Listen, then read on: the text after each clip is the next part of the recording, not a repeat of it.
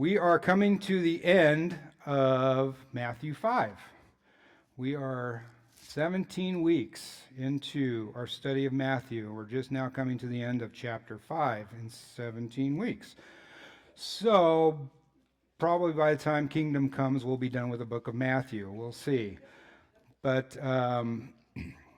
we covered, we're going to cover the "You have heard it said, but I tell you."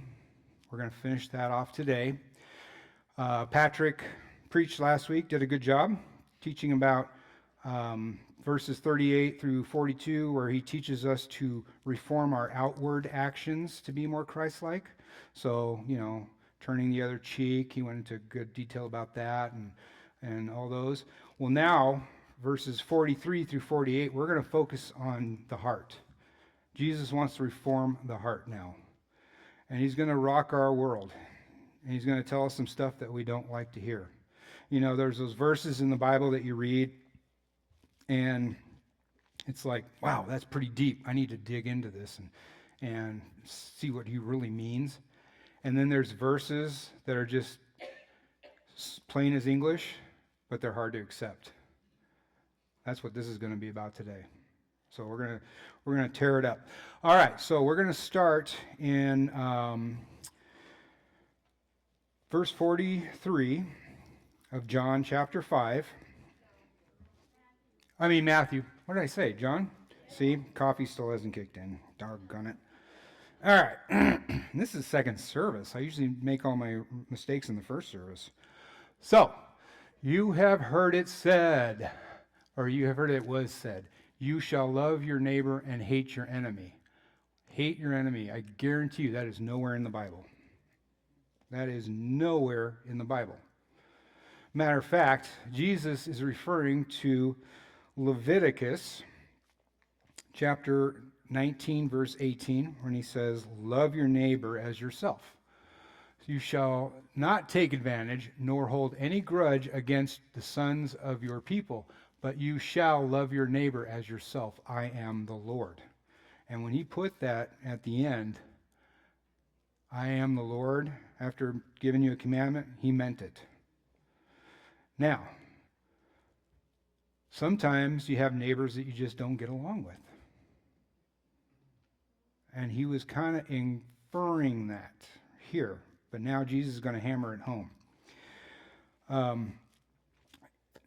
He says, "You have heard it said," excuse me, and he's referring to the teachings. When he says that, "You have heard it said," he's referring to the teachings of the Pharisees and the priests, which were incorrect interpretations of the Torah, or the Old Testament, or the law. "But I say to you," now this is Jesus telling you. Now, who is Jesus? He is God, but he is also the author of the word. So they're telling you this, but I am telling you this, and I'm the one that wrote it. So you probably should take what I say. In other words, he could have said, "I am the Lord." You've heard it said, but I say, "I am the Lord." Okay? So that's his emphasis right there. So,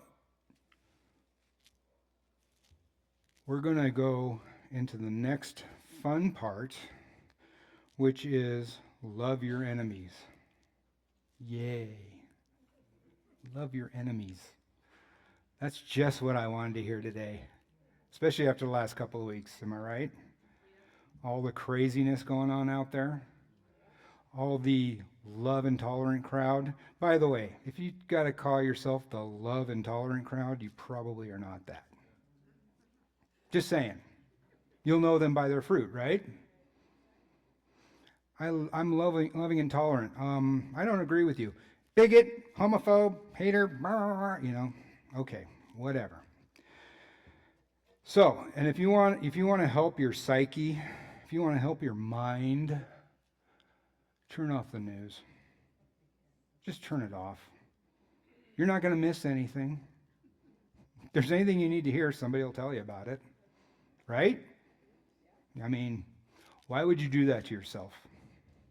Well, I got to see what corn futures are doing. Well, go on the internet. You don't need to go on the news. They don't even talk about that stuff anymore. It's just garbage. It's just there to divide us, to cause hate, to cause division in the nation. And Abraham Lincoln said it best. You know, we won't be conquered by a foreign enemy. We'll be conquered from within. In other words, and they're sowing all that nonsense into our national psyche. If that person's against you, then they hate you. So you need to hate them back. That's all satanic stuff. It's all garbage. God's going to show us this is going to be about your heart. I want your heart. I am fighting for the hearts of men. That was the whole point of the crucifixion. That was the final battle for the hearts of men. There's still going to be, battles fought here and there, but that was where Jesus conquered death and hell. And that's up to us. The ball's in our court now, and this is where we pick it up, or we should pick it up. So I say to you, love your enemies, pray for those who persecute you, so that you may prove yourselves to be sons of your Father who is in heaven. For he causes his sun to rise on the evil and the good, and sends rain on the righteous and the unrighteous. Love your enemies and pray for those who persecute you. That's not easy. That is definitely not easy. So that word love, when he says love your enemies, is agapeo, or agape, where we get agape love. Unconditional love. Really? I've got to unconditionally love. Now, there's a difference between civil and personal. Let me make that distinction. If somebody is harming another person, then you're not going to go, hey, brother, do you want to sit down and talk about this? No. You're going to try and stop it, right? The cops get involved in that point. Okay, so that's not what we're talking about here. He's talking about my interactions with you and your interactions with me and my interactions with that guy and my interactions with that lady. Okay, that's what he's talking about here. As we are to be vessels of Christ now. We are supposed to show Christ's love to the world, even when it's tough. And there's times when it's really tough. So, that word is agape, or unconditional love, and it is not a love that comes from you, but that comes from God in you. In other words, when you become a follower of Jesus Christ, and you're in the Word, and you're studying, and you're having a renewing of your mind and your heart, that's where that comes from. The Holy Spirit filling you, working in you, interceding for you. Not of their actions. It's not of their actions. If they're hating on you, it's not because of their actions that you love them, of course, but we are to love them even when it hurts. It's a higher standard. And it's not a love based on feelings. Okay? I feel like you've done something nice for me, so I'm going to be nice to you. Doesn't matter. It is an unconditional love like God has for us. And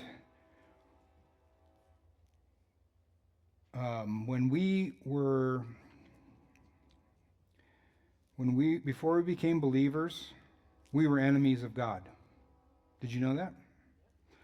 We were enemies of God. He still would listen. He didn't have to answer. Matter of fact, I tell people when they say they don't believe in God, I say, well, that's okay. He believes in you. You should see the looks I get. But I challenge them. Okay, you don't believe in God. Challenge God to prove to you that he is there. Just say, God, I don't believe in you, but if you're there, prove to me. That's one case, and one time when in testing, I believe that he says it's okay. He says it's okay to test them in your giving, but I think this is when it's a new believer or an unbeliever, and he says, okay, you want me to show you that I'm here? I will show you that I'm here. It's not for us. I mean, the word is very clear. Don't put the Lord your God to the test. But that's one time he will make an exception. And nobody is irredeemable. There's not one person out there. I don't care who it was that did what to you. Think of the most evil person. People have been throwing the name Hitler out there. Okay, well, Hitler was still unredeemable. I mean, he was not irredeemable. Jesus died for him like he died for you and me. God loved him just like he loves you and me. And that's hard for us to fathom because we think with a finite mind. We think that if we do this, then we get this. In other words, we're being conditioned from beginning. If you do your chores, you get a reward. You'll get your 25 cents back in the day when I was a kid. Boy, am I aging myself. Or, I know, it was like 5 years ago they stopped giving my allowance. But if you go to work and you work hard, you get a reward. You get paid, and you can probably move up. That's our conditioning. There's none of that with God. There's nothing you can do to earn a place in God's heart. You've already got it if you want it. And that's his point. What's our next one? Let's see. Okay, yeah. We're going to do, 44. So, loving your enemies. There's a couple of interesting parables, and actually not parables, they're stories of Jesus. One of them is a parable. Do we have those references up there? The reference of the Good Samaritan, the woman at the well, and the centurion. So the woman at the well. Now, she was a Samaritan. Samaritans, they were at odds with Jews. Jews hated the Samaritans. They even considered them dogs. They go through a whole back and forth, and that comes out. Jesus talking to not only a Samaritan, but a Samaritan woman. That was just unheard of. Men do not talk to Samaritan women. But Jesus was talking to her, an enemy. Let's go to Luke 7, 1 through 10. These you can look up on your own, but it's about the Good Samaritan. Oh, did you put it up? No, not there. Go back. There you go. Thank you. So, yeah, it's about the Good Samaritan. We know the story about the Good Samaritan. There's a man lying that got a Jew got attacked by some robbers. He's lying on the side of the street, bloodied. A priest comes by, walks past him on the other side of the street. The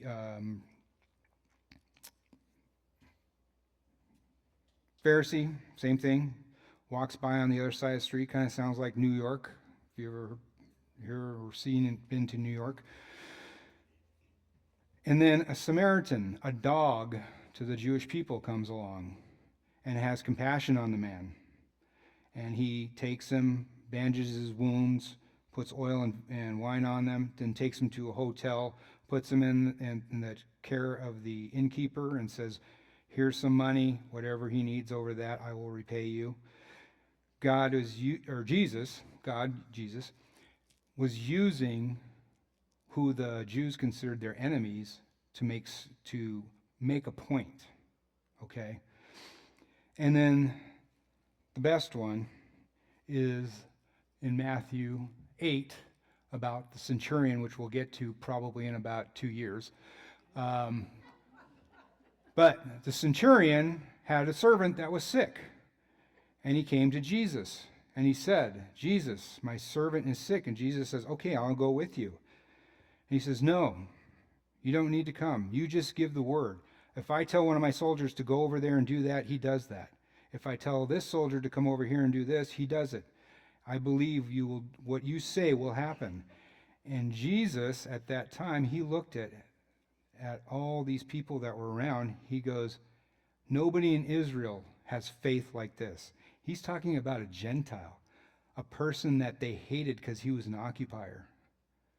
And Jesus is saying, this guy has more faith than all of you guys. Wow. He's pointing out the heart. So, in verse 44, again, we're going to go through there's the bullet points, the 3 bullet points.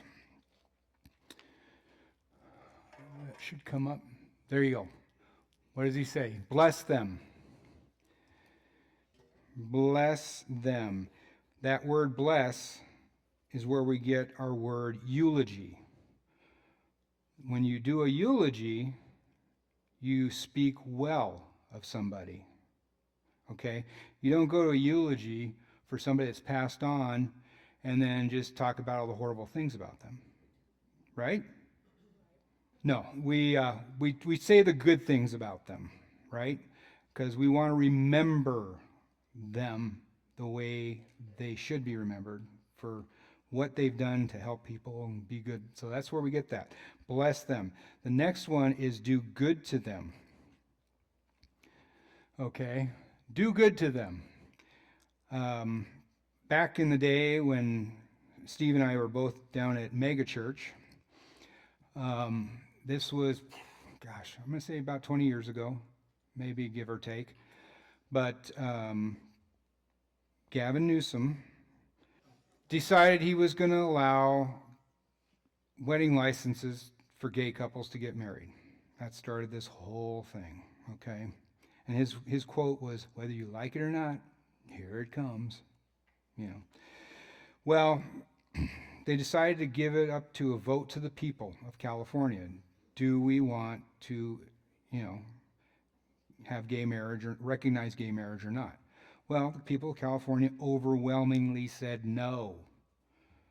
And in true California fashion, they went and found a corrupt judge and, they said, that's unconstitutional, you will do it, blah, blah, blah, and there we are.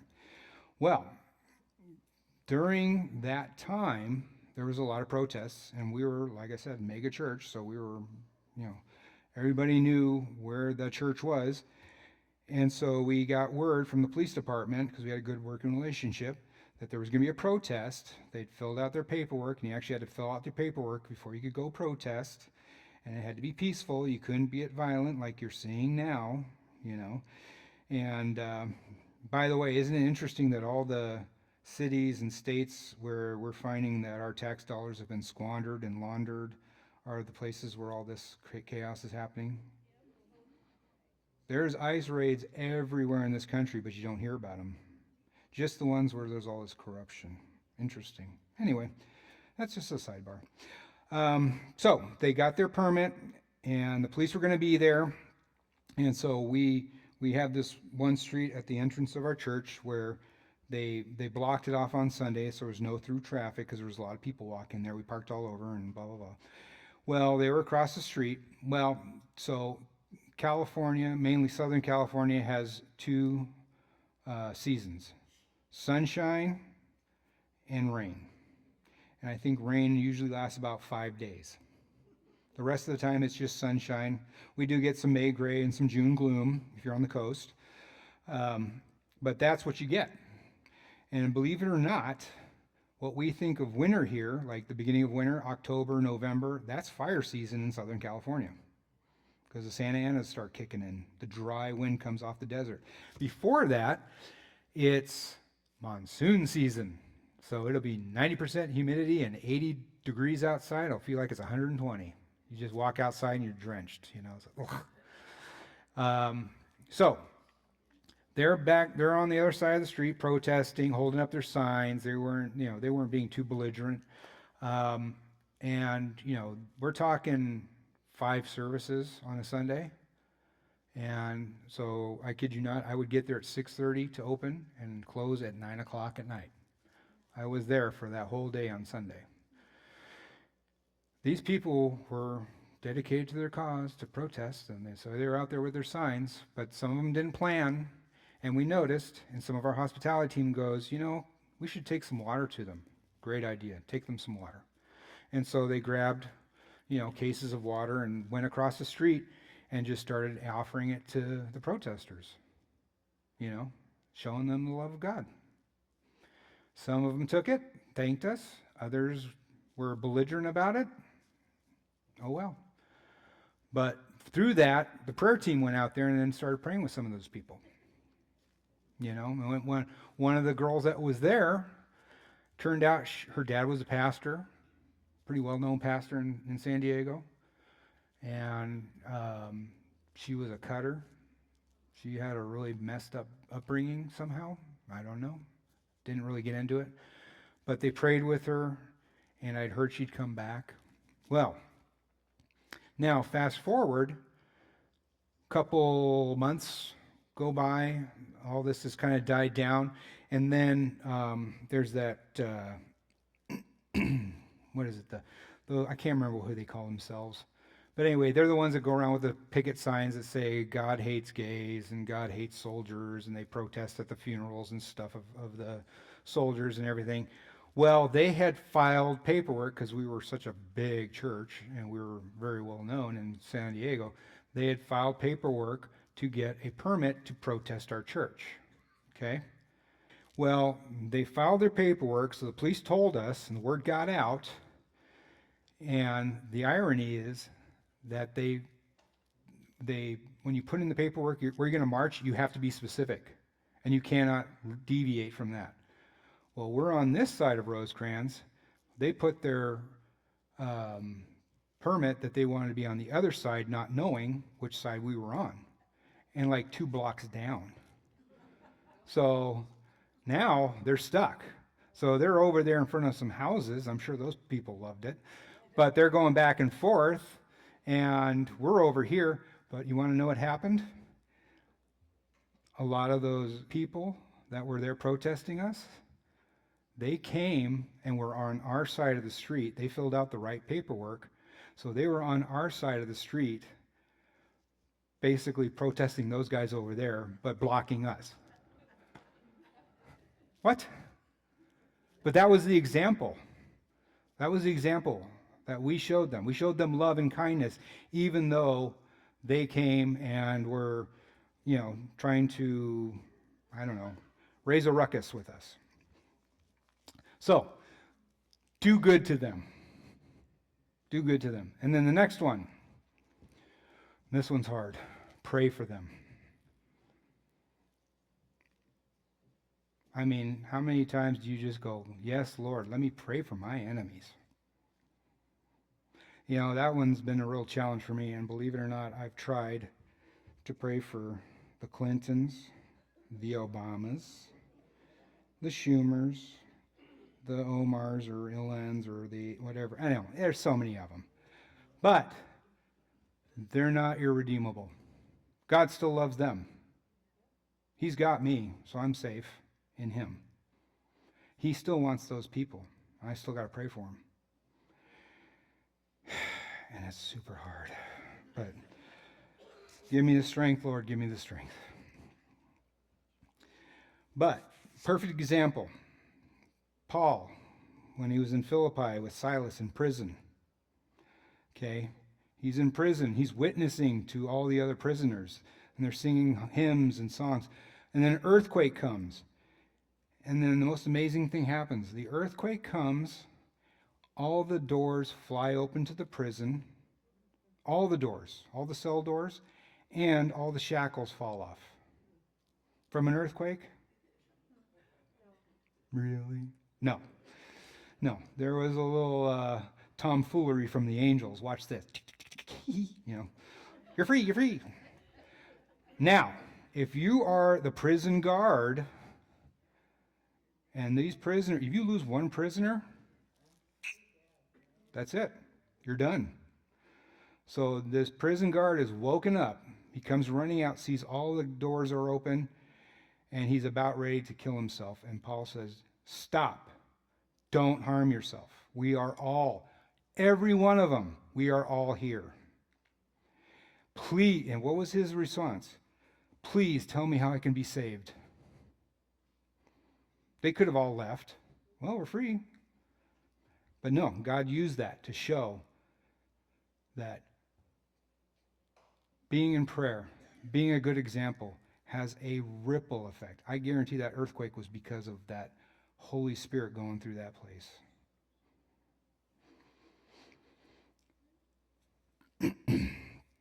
So, like I said, before we came to Jesus, we were enemies of God. Oh, by the way, let me just hit on this real quick. Praying for others. I also want you to pray for yourself, especially if there's some sort of trauma. Pray for your own heart, for the protection of your heart. I don't want you to be manipulated, nor does God, or led astray at all in your prayer and your, outreach to somebody else. There are just certain people you should not associate with, and that's okay. You can pray for them still. You can still love on them, but you don't have to intermingle with them. Okay. And forgiveness can be very, very powerful. I'm not going to go into too much detail, but as a child, I had an older child friend that did things that were not appropriate. And I held on to that until I really started getting into the Word. Matter of fact, I had a girlfriend in my early 20s, and she goes, "Man, you got a lot of anger." So what are you talking about? I can just tell. I can tell. You've got some anger. You got some bitterness. Whatever. That was my attitude. But she was right. And as I got into this and I read about the power for forgiveness, I've never seen that person or talked to that person since, I think, 6th grade. But when I released that and I forgave them, it took a huge weight off of my shoulders. And God started to do a work in my life and in my heart and renewing. You can pray to God, like I said, you can ask Him to reveal Himself to you. He doesn't have to answer you if you're not in Him, because you're not part of the family. You're actually an enemy of God at that point. Now, will He? Of course He will. But don't go, "God, make me win the lottery." No, that's not going to happen. God, show me who you are. How many stories of that? Show me who you are. Okay, let's do this. Right? Next one. For if while we were enemies, we were reconciled to God through the death of His Son, much more, having been reconciled, we shall be saved by His life. Again, we were still enemies even before we were believers. This is God's heart. Even though we were enemies, He still loved us. He still loves us. And that's what He wants us to be with our enemies. Though we are enemies with our friend, or not friend, obviously not a friend, but neighbor or somebody else, we can still show them love. We can still show them compassion, because that's what God showed to us. Believe me, there's nothing we can do that deserves salvation. Okay, next one.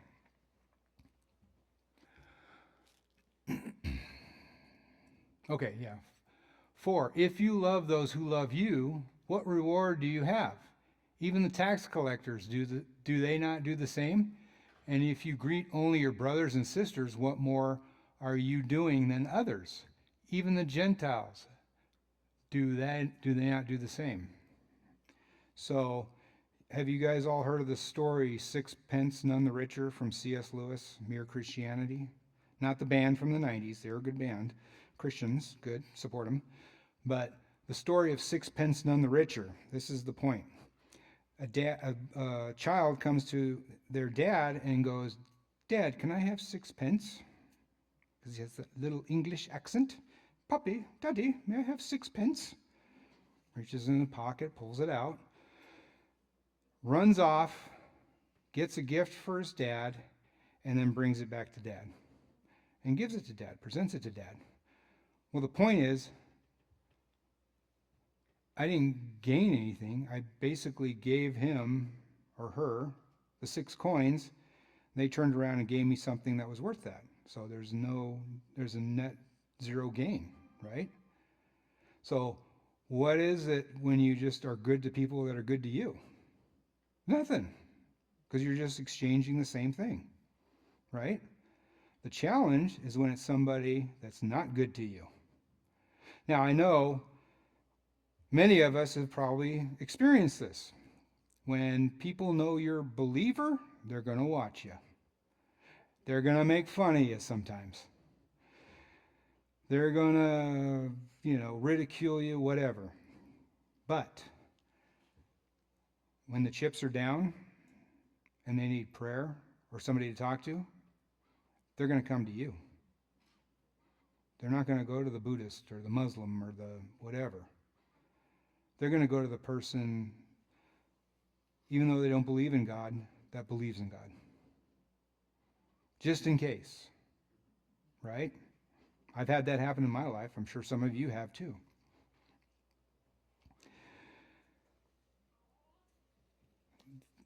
Dave Guzik, the Calvary Chapel pastor of Santa Barbara, Calvary Chapel, Santa Barbara, had a great line. I love this. Destroy your enemies by making them your friends. Wow. That's hard. I mean, I've met people in my life and I've just gone, I know I'm not going to like this guy. I just don't. Look at his face. Ugh. End up becoming some of my best friends. And if you're out there watching this and you think you're one of my best friends, I'm not talking about you. Don't worry, you're not ugly. This was a long time ago. But, that's how it works sometimes. You never judge a book by its cover, right? We do it anyway because we're human, and that's what we do. God judges by the heart. And again, this is what God's trying to teach us. It's a heart thing. It's not an outward thing. It's a heart thing. And I want your heart. And I'm fighting for your heart. And I'm fighting for your enemy's heart too. And that's the hard part to grab onto and hold on to. Finally, coming to the end of chapter 5. Therefore, you shall be perfect as your heavenly Father is perfect. That's a pretty high standard. I mean, God is perfect. And we're supposed to be perfect like that? Not here. It's impossible. And that's his point. That when he's saying he wants us to be perfect, he doesn't mean not sinless. Because he knows we're sinners. He knows we're going to be sinful. We're going to sin we talked about that. If you look at somebody with lust in your heart, you've committed adultery, even though you haven't done the act. If you hate somebody, you've murdered them, even though you haven't done the act. And that's what he's trying to teach us here. It's a heart thing. So, the word in Greek is teleos. It means a spiritual maturity and consistent faithfulness. In other words, complete, whole, mature in Christ. Christ is the only way. Christ is the only way for any of it. Okay? He gave us the best example on the cross. What happened? What were his words? Father, forgive them. They don't know what they're doing. Now, think about this. You've got the Jewish leaders working in conjunction with one of their worst enemies, the Romans, because remember, the Jews could not issue a death sentence to anybody anymore. The Romans came in, and they were all under Roman rule, and the Romans were only ones that could, give out the death penalty. And it wasn't one of those, you have all these different chances to get out of it. No, once you were sentenced to death, that was it. So the old saying, the enemy of my enemy is my friend. Well, the Jews and the Romans hate each other, but the Jews hated Jesus. And so they were willing to use their enemy to put him to death because he was exposing them for what they were. Frauds and liars and hypocrites.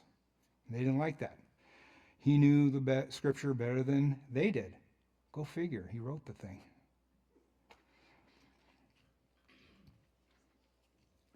So, Jesus said, Father, while he's hanging there, Father, forgive them. They don't know what they're doing. That was Christ's heart. The people are spitting on him, cursing him, lashing out at him while he's hanging on the cross, dying. He said, Father, forgive them. They know not what they're doing. They have no idea what they're doing. But he still bared that for us. Prophets was talking about the Old Testament or the Old Covenant. Jesus said, I have not come to abolish the law and the prophets, but to fulfill. In other words, I have not come to abolish the Old Testament, but to fulfill it. I am here. I'm what the Old Testament was speaking about. So, but now apart from the law and the law of righteousness of God has been revealed, being witnessed by the law and the prophets, but it is the righteousness of God through faith in Jesus Christ for all those who believe. All those who believe. For there is no distinction. For all have sinned and fallen short of the glory of God, being justified as a gift by his grace through the redemption which is in Jesus Christ. Let me see if I can get that here.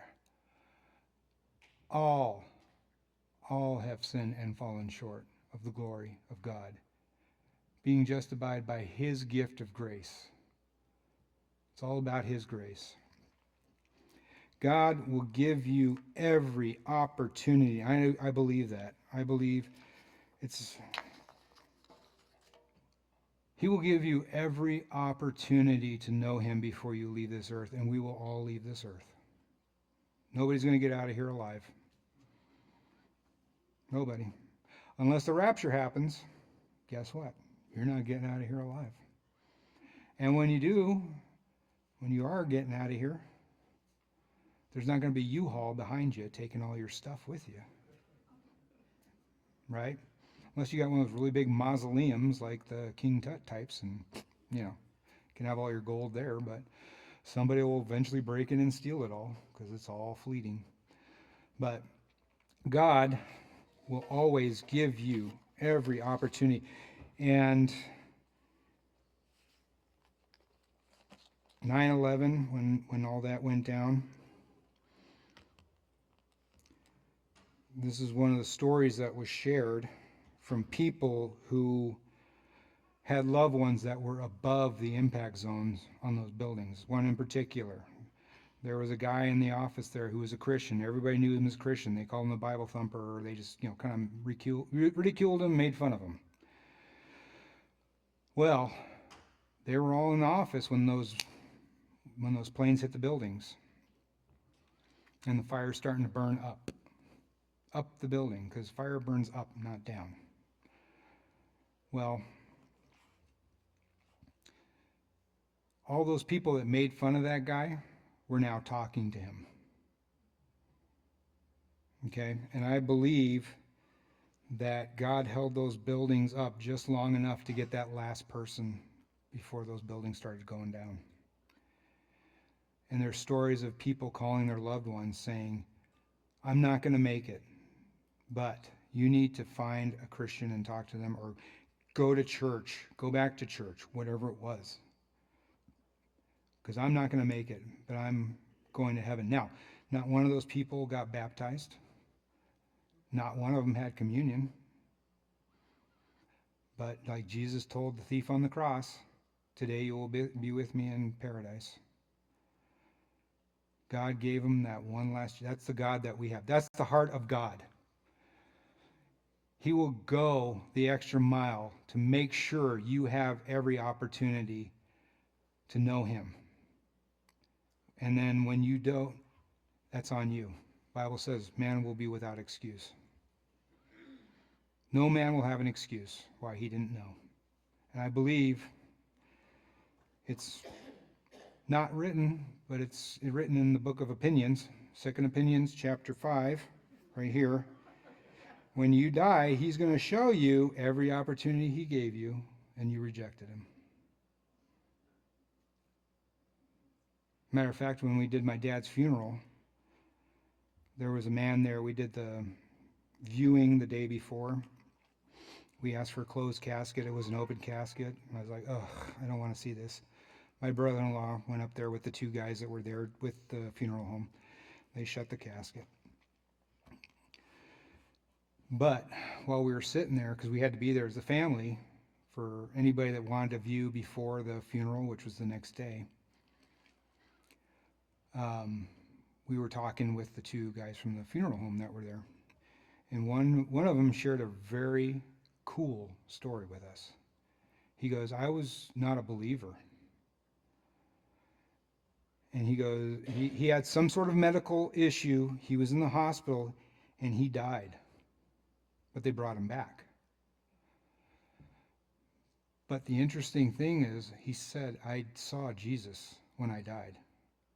He goes, call it a near-death experience, whatever you want. I don't know, but this is what happened to me, and I know it. It happened. He goes, I was kneeling before Jesus, and we will all kneel before Jesus, whether you believe in him or not. That day you will kneel in front of him. And I was looking at Jesus, and he looks at me, and he goes, I don't know who you are, but let me check with my Father. And as soon as he turned, he was out of there, and he was back in his body. So when he was well enough, he says, honey, we're going to church. We are going to find a church, and we're going to give our lives to the Lord. Not everybody gets that opportunity. An opportunity like that. Everybody gets an opportunity to believe, but not everybody gets that kind of an opportunity. And he made the most of it. And he got his family, and they've been sold out for the Lord. That's the heart of God.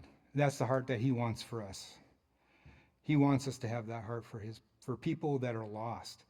Don't look at them as your enemy. Look at them as there's somebody that's hurting and lost. They haven't found the way that you have. And you've got an incredible opportunity.